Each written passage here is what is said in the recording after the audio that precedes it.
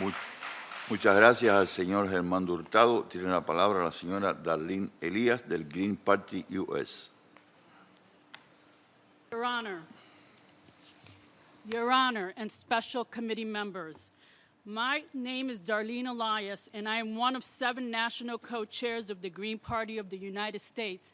Y yo soy Boricua. Thank you for the opportunity to address such a prestigious and influential group of people here at the United Nations. To begin with, it is the position of the Green Party that the United States needs to sever its ties with Puerto Rico completely and allow for its people to live free of colonial rule for once and for all. U.S. imperialism has only served to oppress the growth and prosperity of Puerto Rico and its people. The establishment of the Financial Oversight and Management Board, otherwise known as the Junta, is just a measure put in place by the U.S. to ensure that its benefactors continue to prosper from the predatory lending practices of its banks and corporations under the guise of helping the people of Puerto Rico. In other words, the U.S. as a colonizer is taking advantage of the people of Puerto Rico and reaping the island of all of its resources. Venture capitalists have been permitted to start up businesses in Puerto Rico, buy up property, and pay little to no taxes in the name of profit and to the detriment of Puerto Ricans living on the island. Furthermore, Puerto Rico is not allowed to trade freely and pays up to 3 times more for goods and services.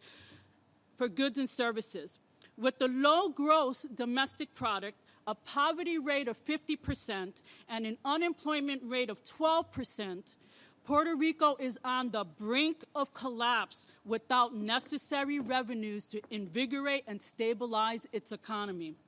The Financial Control Board, in a letter dated June 16, 2017, to Governor Rosello, informs that the situation in Puerto Rico is so dire that they are unable to attain financial equilibrium without it having an impact on the people of Puerto Rico in the most severe way.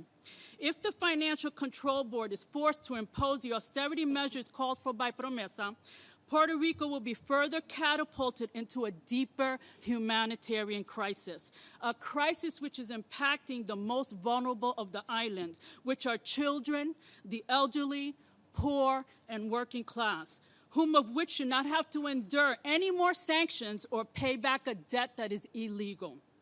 Nevertheless, the people of Puerto Rico are expected to carry the burden of the debt, even though they have no say in their future, as evidenced by the composition of the Financial Control Board.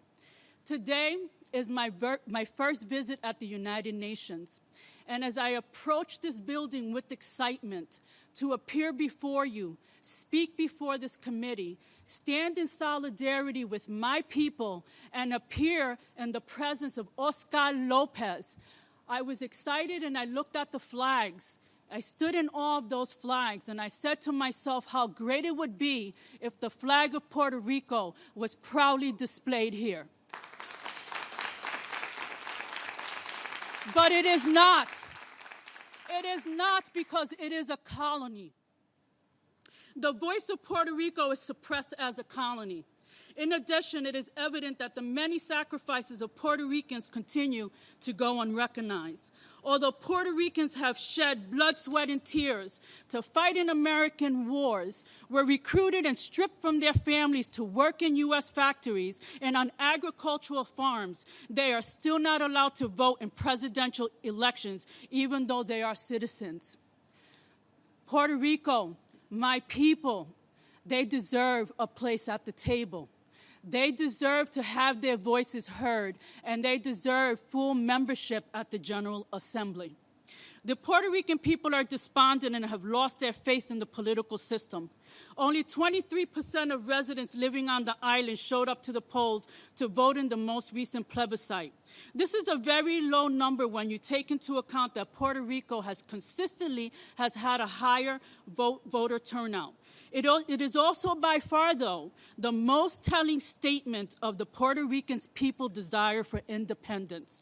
The U.S. should not assume in any way, under false pretenses as it did with Hawaii, that Puerto Rico wants to be a state. Instead, Puerto Rico should be allowed to govern themselves as an independent state and or as a sovereignty entity which the people elect. The Green Party